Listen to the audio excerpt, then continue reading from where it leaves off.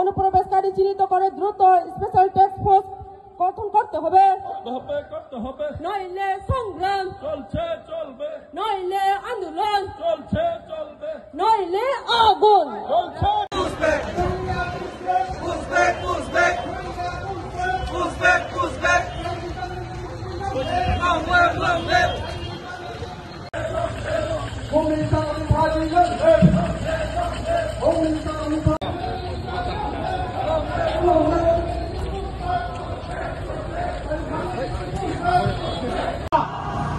আগামী দিন এই নির্দেশিকাকে কার্যকরী করার জন্য যা আন্দোলন করার প্রয়োজন, যত কঠোর আন্দোলন করার প্রয়োজন, সেই আন্দোলন আমরা করব। এই মঞ্চ থেকে আমি ঘোষণা দিচ্ছি। আমি সবাইকে বলতে চাই, আজকে মিডিয়া এবং সারা ত্রিপুরার সব অংশের জনগণের সামনে বলতে চাই, এই আন্দোলন থেকে আমরা ছেড়ে পালিয়ে যাব না। আমি রঞ্জিত দেববর্মা বলছি। আপনারা জানেন, আমি 1997 সালে সুইজারল্যান্ড দেশে জাতিসংঘে গিয়ে এই ইলিগাল মাইগ্রেন্টের কথা তুলে ধরেছি, প্রথম ত্রিপুরা থেকে প্রতিনিধি হিসেবে তুলে ধরেছি। নিশ্চয়ই আপনারা জানেন, আজও আমি এই অবৈধ তৎকালীন পূর্ব পাকিস্তান আধুনিক বাংলাদেশ থেকে আগত বেআইনি অনুপ্রবেশকারীদের শনাক্ত করে তাদের দেশে সসম্মানে পাঠানোর জন্য আমি লড়াই করে যাচ্ছি এবং করে যাব।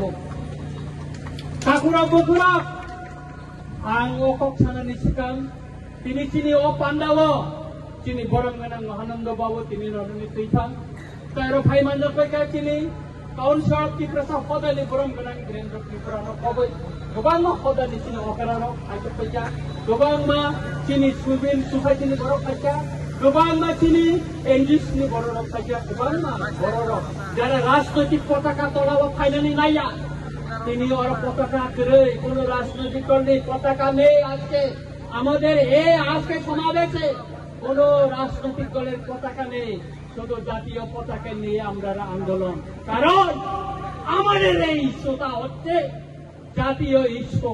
এই জাতীয় ইস্যুকে আমরা জাতীয় পতাকা নিয়ে আন্দোলন করব, রাজনৈতিক পতাকা দিয়ে নয়।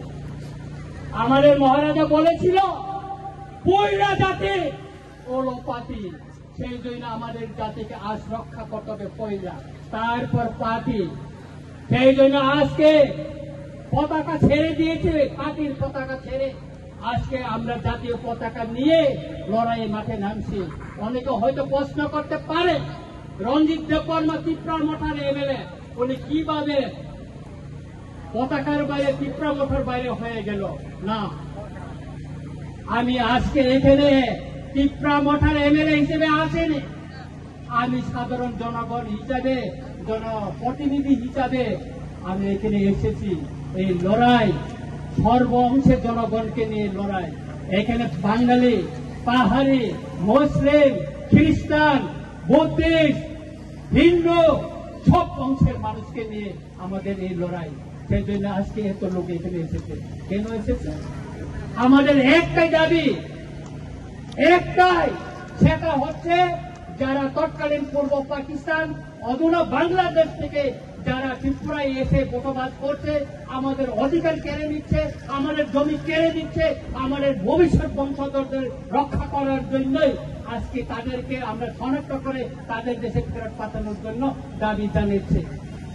আমাদের দাবিকে ছাড়া দিয়ে আজকে ভারত সরকার তার মিনিস্ট্রি অফ হোম অ্যাফেয়ার্স থেকে নোটিফিকেশন জারি করে আজকে তাদেরকে শনাক্ত করার জন্য বলা হয়েছে। এই নোটিফিকেশন শুধু 2019 মে 25 না, 1971 সনে 29 নভেম্বর তখনও নোটিফিকেশন জারি করা হয়েছিল, কার্যকরী করেনি। তখন রাজনৈতিক দল আওয়াজ তোলেনি, কোন সিভিল সোসাইটি আওয়াজ তোলেনি কার্য করার জন্য।